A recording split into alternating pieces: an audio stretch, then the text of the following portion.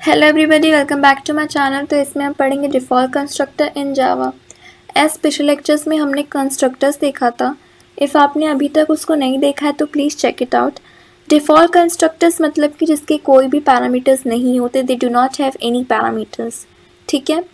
And default constructor उसे भी कह देते हैं जो कि कंस्ट्रक्टर कंपाइलेशन के टाइम जावा की तरफ से डिक्लेयर हो।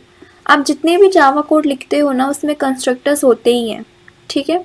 ऐसे कोई भी जावा कोड नहीं जिसमें कंस्ट्रक्टर्स नहीं होते। इफ़ आप डिक्लेयर नहीं भी कर रहे हो ना, जावा कंपाइलेशन के टाइम खुद डिक्लेयर कर देता है, उसे कहते हैं डिफ़ॉल्ट कंस्ट्रक्टर्स, ठीक है। A constructor with do not have any parameter is called as a default constructor. ये तो अभी बताया मैंने, जिसके कोई पैरामीटर्स नहीं होते, it is called as a default constructor. अब यहाँ सिंटैक्स देखते हैं। क्लास ए, कंस्ट्रक्टर का नाम भी ए दिया। एज पिछले लेक्चर्स में हमने पढ़ा था, जो भी आपकी क्लास का नाम रहेगा ना, वही आपके कंस्ट्रक्टर का नाम भी होगा, ठीक है।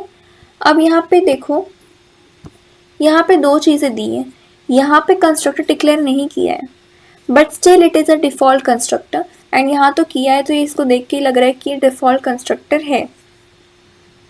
अब इसका क्या होगा कि ये जब कंपाइल होगा तो कंपाइलेशन के टाइम जावा अपनी तरफ से क्या करेगा, कंस्ट्रक्टर डिक्लेयर कर देगा, उसे कहते हैं डिफ़ॉल्ट कंस्ट्रक्टर।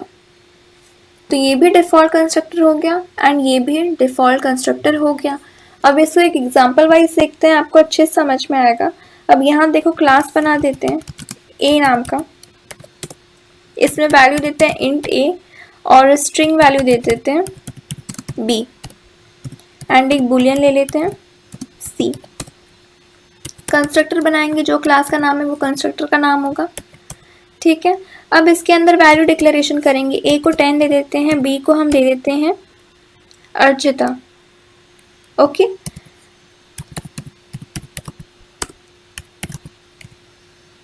सी का वैल्यू दे देते हैं ट्रू, एज बुलियन वैल्यू है, मतलब ट्रू एंड फॉल्स। इसके बाद एक मेथड लेंगे डिस्प्ले नाम का। अब जो भी हमें वैल्यू डिस्प्ले करनी है ना, इसके अंदर हम डिस्प्ले करेंगे system dot out dot print L use होता है, कुछ भी प्रिंट करना है तो ए की वैल्यू प्रिंट कर देते हैं, प्लस फिर बीच में स्पेस दे देते हैं, बी की वैल्यू प्रिंट कर देते हैं एंड प्लस सी, मतलब सी की वैल्यू भी प्रिंट होगी। अब क्लास क्लोज हुआ आपका। अब वापस से क्लास बनेगा। इस टाइम क्लास किसका बनेगा, ऑब्जेक्ट के लिए, तो क्लास बी। एज यूजुअल हम पब्लिक स्टैटिक वॉइड में लिखते ही हैं। अब यहाँ क्लास ए है, तो आपका जो भी ऑब्जेक्ट बनेगा ना, वो क्या नाम का बनेगा, आपकी क्लास के नाम का। तो क्लास का नाम ए है, तो ऑब्जेक्ट का क्या होगा, ए। रेफरेंस वेरिएबल REF दे देते हैं न्यू वेरिएबल की होता है मेमोरी एलोकेट करने के लिए, मेमोरी एलोकेशन होगा, ठीक है। क्लास जब बनता है तो उससे मेमोरी नहीं मिलती, बट जब आपका ऑब्जेक्ट बनता है ना, तो मेमोरी एलोकेशन होती है, ओके।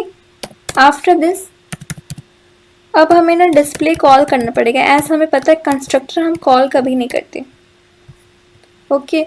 आपका जो नॉर्मल मेथड है ना, उसे कॉल करना पड़ता है, कंस्ट्रक्टर कभी हमें कॉल नहीं करना पड़ता, वो ऑटोमेटिकली कॉल हो जाता है। अब देखो, इसे रन करके देखते हैं। So as you can see, यहाँ पे वैल्यूज जो हमें प्रिंट करनी थी वो आ गई। अब इफ अगर हम इसे क्या करते, कमेंट कर देते हैं, ओके।